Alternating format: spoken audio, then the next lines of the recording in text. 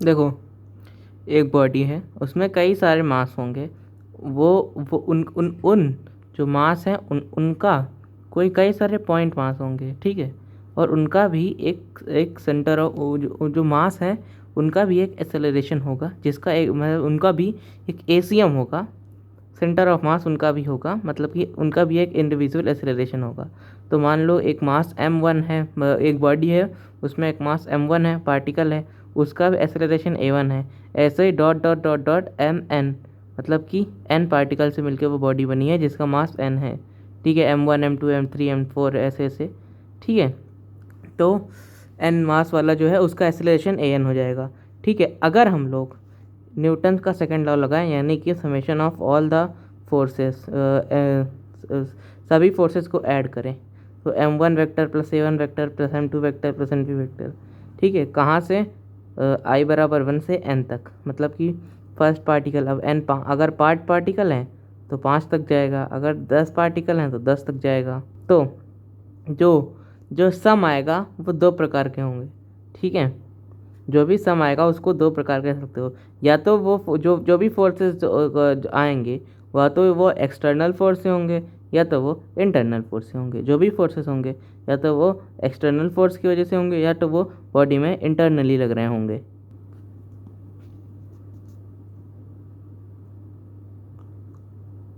अब हमें Newton second of और सिस्टम ऑफ पार्टिकल लगाना है। समेशन को दो पार्ट्स में ब्रेक डाउन कर सकते हो। एक तो आएगा समेशन ऑफ इंटरनल फोर्सेस,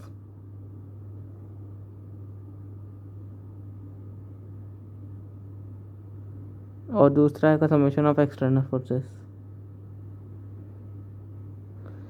1 ने 2 पर फोर्स लगाया, 2 ने 1 पर फोर्स लगाया, equal and opposite with in the system, ठीक है। फ्रिक्शन, नॉर्मल, टेंशन ज़ीरो हो जाएगा, सिर्फ और सिर्फ एक्सटर्नल बचेगा। तो तो सिस्टम के ऊपर केवल एक्सटर्नल फोर्स लगेगा, जो कि हो जाएगा m1 a1 plus m2 a2, और वो कहीं ना कहीं हम लोग ने लिखा था। तो एफ नेट एक्सटर्नल जो आता है वो m integrate a c o m, very very important, क्योंकि इंटरनल फोर्स जीरो हो जाएंगी किसी भी गिवन सिस्टम के ऊपर। जो एक्सटर्नल फोर्सेस हैं उनका जो समेशन है वो बराबर होता है m इंटू ए सी एम। अब मास के मोशन को सिर्फ और सिर्फ एक्सटर्नल फोर्सेस अफेक्ट कर सकते हैं, इंटरनल फोर्सेस अफेक्ट नहीं कर सकते। क्यों? क्योंकि इंटरनल फोर्सेस का समेशन ज़ीरो आएगा, क्योंकि वो एक्शन और रिएक्शन है। 1 ने 2 पर फोर्स लगाया, 2 ने 1 पर फोर्स लगाया, कट पिटा गया, कुछ नहीं रिजल्टेंट आया, ठीक है। तो इंटरनल फोर्सेस का summation of internal forces zero होंगे। अगर एक्सटर्नल फोर्सेस ज़ीरो हुए, अगर एक्सटर्नल फोर्सेस ज़ीरो हुए,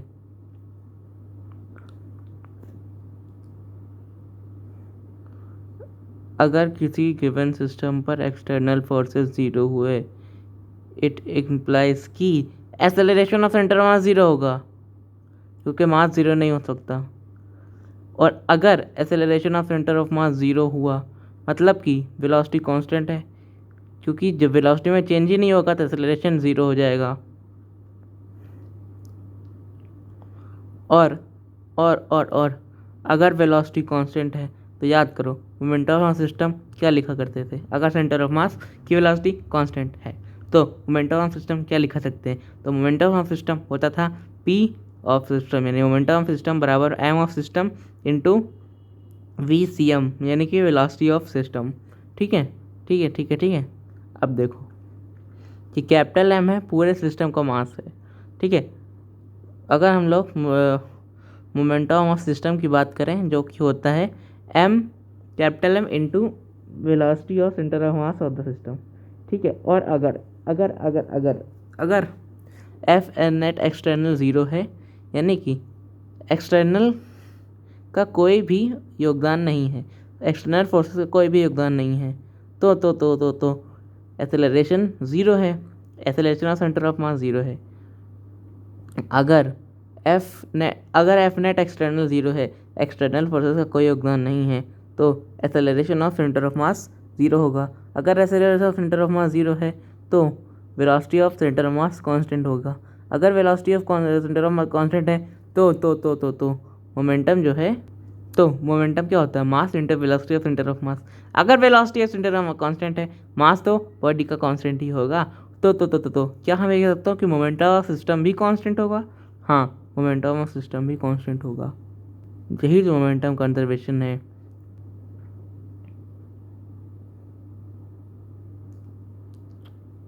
फॉर अ गिवन सिस्टम, अगर नेट एक्सटर्नल फोर्स 0 है तो मोमेंटम कंजर्व रहता है। बातों को ध्यान से लिख लो कहीं रफ कॉपी में या कहीं और। फॉर अ गिवन सिस्टम लिखो, स्टिकी नोट्स पे कहीं भी लिखो। फॉर अ गिवन सिस्टम, अगर नेट एक्सटर्नल फोर्स 0 है तो मोमेंटम कंजर्व रहता है। फॉर अ गिवन सिस्टम, अगर नेट एक्सटर्नल फोर्स 0 है तो मोमेंटम कंजर्व रहता है। फॉर अ गिवन सिस्टम, अगर नेट एक्सटर्नल फोर्स 0 है तो मोमेंटम कंजर्व रहता है। इसको हम लोग ऐसे भी कह सकते हैं कि अगर एक्स एक्सिस के लॉन्ग नेट एक्सटर्नल फोर्स 0 है तो एक्स एक्सिस के लॉन्ग मोमेंटम कंजर्व्ड रहेगा। अगर वाई एक्सिस के लॉन्ग नेट एक्सटर्नल फोर्स 0 है तो वाई एक्सिस के लॉन्ग मोमेंटम कंजर्व्ड रहेगा। अगर जेड एक्सिस के लॉन्ग नेट एक्सटर्नल फोर्स 0 है तो मोमेंटम कंजर्व रहेगा।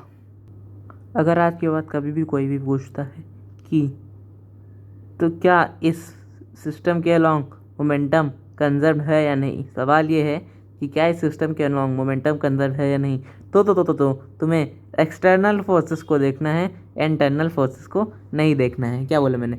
तुम्हें एक्सटर्नल फोर्सेस को देखना है, इंटरनल फोर्सेस को नहीं देखना है। अगर एफ नेट एक्सटर्नल 0 है किसी भी सिस्टम पर तो उसका मोमेंटम कंजर्व्ड होगा। Internal forces can't affect the motion of centre of mass. Which forces can't affect the motion of centre of mass? Answer है इंटरनल फोर्सेस।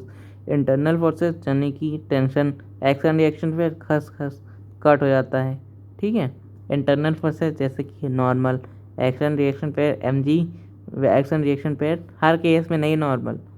ठीक है, अगर बॉडी रेस्ट पे है तो नॉर्मल कट हो जाता है।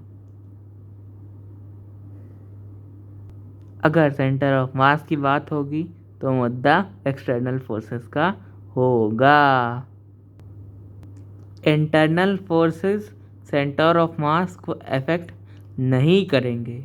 अगर इंटरनल फोर्सेस लग भी रहे हैं, अगर सेंटर ऑफ मास मूव कर रहा है तो वो इंटरनल फोर्सेस के लगने पर वो मूव करता ही रहेगा। अगर सेंटर ऑफ मास मूव कर रहा है तो इंटरनल फोर्सेस के लगने पर वो मूव करता रहेगा, उस पर कोई फर्क नहीं पड़ेगा। इसको गार्ड बांध लो। If net external force on a system is 0 then the momentum of system is said to be conserved. ये one of the most important reaction है कि F net external is equals to M in capital M into acceleration of centre of mass of the system. अगर net external force X axis के long 0 है तो momentum X axis के long conserve होगा, यानी कि पी फाइनल बराबर P initial, यानी कि फाइनल मोमेंटम बराबर इनिशियल मोमेंटम, यानी कि पी फाइनल बराबर पी इनिशियल, यानी कि फाइनल मोमेंटम बराबर इनिशियल मोमेंटम।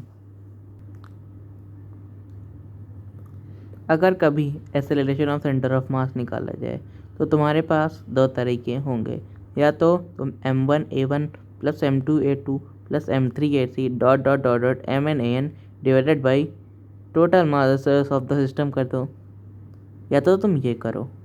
ठीक है, ये तुम्हें acceleration of centre of mass देगा। या फिर तुम ये करो कि acceleration of centre of mass is equals to F net external upon mass of the system.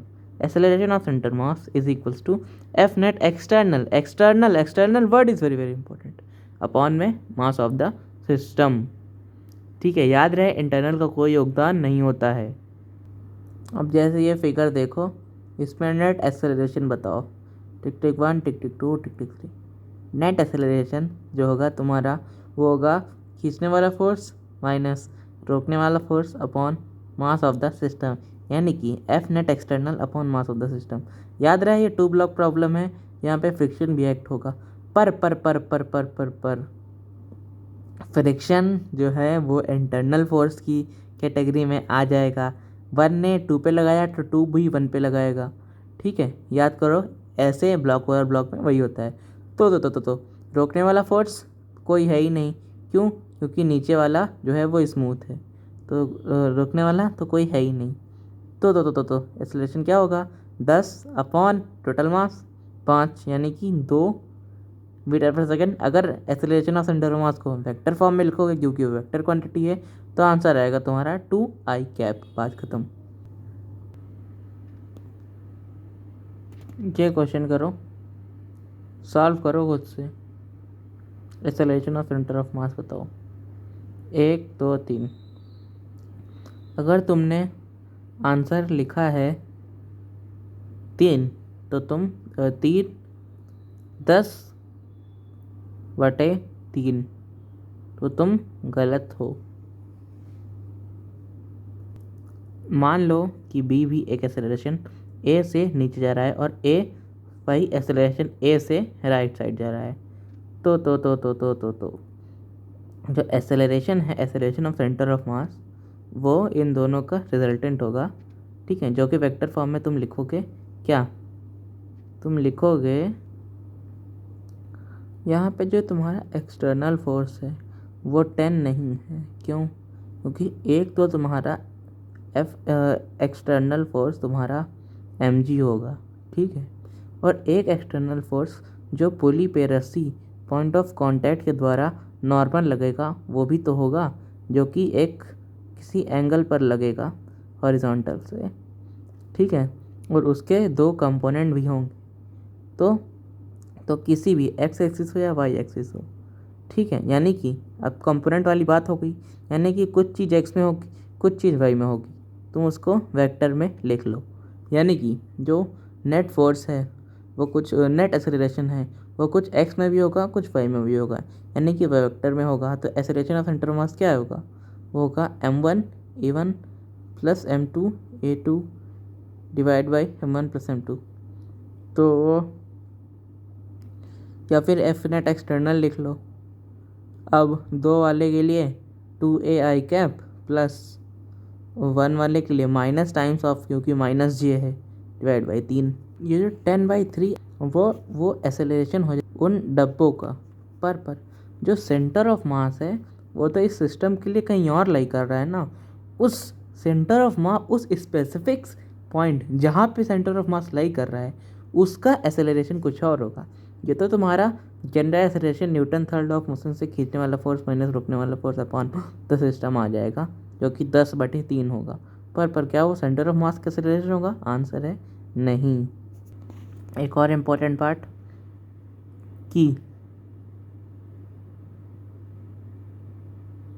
तुम्हें पूछा है work done by internal forces on man. एक और इम्पोर्टेंट पार्ट लिखो स्टिकी नोट्स में, कॉपी में, कि जब भी आप मोमेंटम कंजर्वेशन लगाए हमेशा ग्राउंड फ्रेम पर लगाए, यानी कि अपने आप को ग्राउंड फ्रेम पर मान कर वेलोसिटी डिसाइड करें, तभी आप मोमेंटम कंजर्वेशन लगाएं। जब भी आप मोमेंटम कंजर्वेशन लगाएं हमेशा ग्राउंड फ्रेम पर लगाएं, क्योंकि मोमेंटम कंजर्वेशन तभी आया न्यूटन सेकंड लॉ से, और न्यूटन सेकंड लॉ हमेशा इनर्शियल फ्रेम के लिए ही वैलिड होता है, वो नॉन इनर्शियल फ्रेम के लिए वैलिड होता ही नहीं। Same way momentum conservation always inertial frame के लिए ही वैलिड होगा। अब यहाँ velocity of man with respect to plank हमें v0 दे रखा है, velocity of man with respect to plank. अब होगा क्या कि मान लो जो प्लैंक है वो पीछे जाएगा v1 वेलोसिटी से। अब हम तो ग्राउंड फ्रेम में हैं और वो आदमी आगे जा रहा है, कोई चीज़ आगे जा रहा है और उस पर कोई चीज़ पीछे भी और उसको आंधी, मान लो आंधी पीछे लगा रही है। तो जो मैं ग्राउंड पे बैठा हूँ आदमी, ठीक है, उसको क्या दिखेगा? उसको दिखेगा कि जो स्पीड से वो आगे जा रहा है माइनस जो आंधी वाली स्पीड है वो मुझे ग्राउंड फ्रेम से दिखेगी। वही यहाँ पे हुआ कि एक्चुअल वेलोसिटी ऑफ मैन बराबर velocity of man with respect to plank plus velocity of plank. ठीक है, अब velocity of man with respect to plank क्या दे रखी है, वी नॉट, और velocity of plank vector quantity. ठीक है, नेगेटिव एक्स में है तो minus velocity of minus v1। ठीक है, अब अगर मैं मैन प्लस प्लैंक को एक सिस्टम मानूँ तो उसमें एफ नेट एक्सटर्नल 0 है, फ्रिक्शन का कोई ऐसा योगदान है नहीं। तो अगर मैं मैन प्लस प्लैंक को सिस्टम मानूँ, यहाँ पर कोई और एक्सटर्नल फोर्स लग रहे हैं नहीं, फ्रिक्शन एक इंटरनल फोर्स में ग्राउंड होगा। ठीक है, तो एफ नेट एक्सटर्नल 0 हो जाएगा। फिर मोमेंटम कंजर्वेशन लगाया कि initial momentum plus final momentum बराबर 0। तो इनिशियल मोमेंटम क्या होगा, M initial M final plus M initial बराबर 0। तो एम, ठीक है, अब या फिर ये m1v1 बराबर m2v2, m1v1 प्लस m2v2 का सम जो है वो 0 आएगा। ठीक है, m1 यानी कि मैन की वेलोसिटी, v मैन की वेलोसिटी क्या है, मैन की एक्चुअल वेलोसिटी जो कि तुम्हें ग्राउंड फ्रेम से देखनी है, मैन की एक्चुअल वेलोसिटी जो कि ग्राउंड फ्रेम में देखनी है वो होगी v0 माइनस v, और 2m यानी प्लैंक की वेलोसिटी तुमने माइनस v1 मानी। तो velocity of Planck in terms of man हो जाएगी v0/3। अब हमें ये बात पता है कि work done by internal forces के द्वारा, ये भी एक बार लिख लो कहीं हिस्ट्री नोट्स में कि work done by internal forces is always equals to change in kinetic energy. Work done by internal forces is always equals to change in kinetic energy. ठीक है, work done by internal forces is equals to change in kinetic energy. तो half M initial, अब change यानी कि final minus initial. अब देखो तुम एक बार वर्क इंटरनल फोर्सेस के द्वारा, अब इंटरनल फोर्सेस एक तो m मास पर भी काम करेंगे और 2m मास पर भी काम करेंगे, तो चेंज इन काइनेटिक एनर्जी जो m मास है उसके लिए भी निकालोगे, और plus change in kinetic energy जो 2m के लिए उसके भी निकालोगे, फिर दोनों का सम ले लोगे, वही work done by internal forces होंगे। तो हाफ m, अब v final minus v initial, तो फाइनल हो जाएगा तुम्हारा, फाइनल वेलोसिटी क्या आएगी, v0 माइनस v1, उसको तुम सब्स्टिट्यूट करो।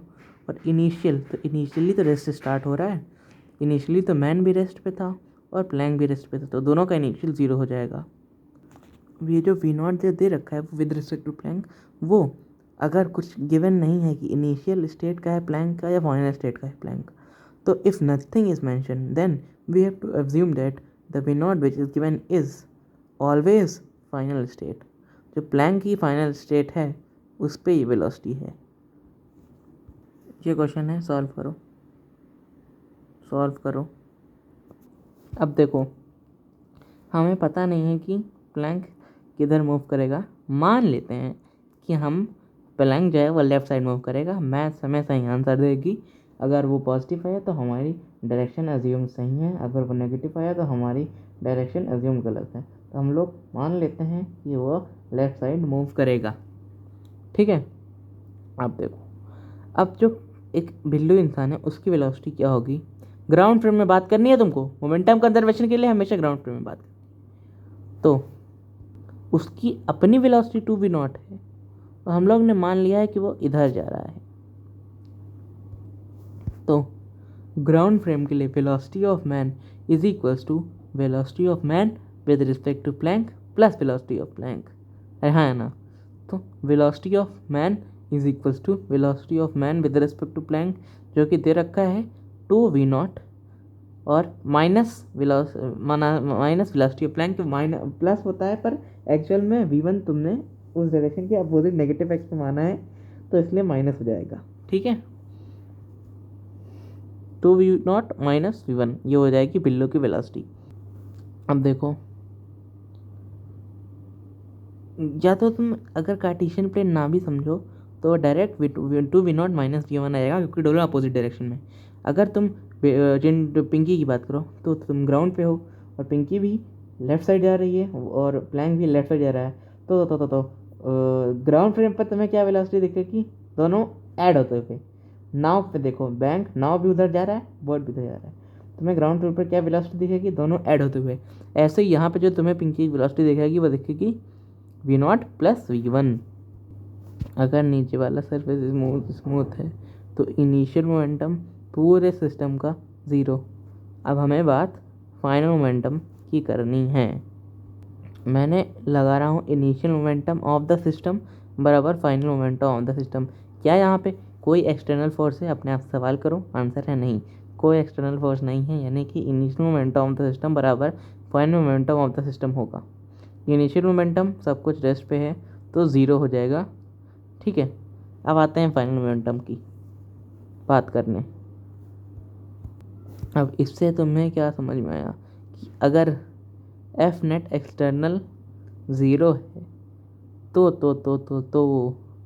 और कोई एक्सटर्नल फोर्स लग ही नहीं रहा है, तो जो सेंटर ऑफ मास है वह अपनी जगह से क्या हिलेगा, हाँ या ना?